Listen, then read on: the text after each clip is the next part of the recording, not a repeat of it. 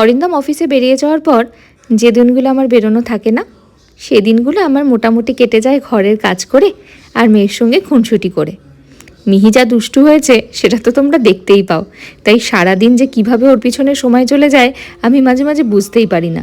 কখন যে কাঁদছে, কখন যে হাসছে, কখন যে কিসের জন্য জেদ করছে, মাঝে মাঝে মনে হয় নিজেকে পাগল পাগল লাগছে। তবে একটা জিনিস আমি মাঝে মাঝে ভাবি, সময় কত তাড়াতাড়ি এগিয়ে যায়। একটা সময় আমি এরকম ছোট ছিলাম, মায়ের কাছে বায়না করতাম, বাবার কাছে আবদার করতাম, আর এখন দেখো আমার নিজের সংসারকে আমাকে সামলে রাখতে হচ্ছে। বাজার যাওয়ার থেকে শুরু করে মেয়ে কী খাবে সেটা ভাবা, কি রান্না হবে সব কিছুই আমাকেই ভাবতে হয়। হয়তো সব মেয়ের জীবনই এরকম হয়, আমার একার নয়। তবে ওই আর কি, যখন যার জীবনে এই সময়গুলো আসে তখন মনে হয় আমরা কত তাড়াতাড়ি বড় হয়ে যাচ্ছি, তাই না? আমার মেয়েটাও হয়তো একদিন এরকমভাবেই টুক করে বড় হয়ে যাবে।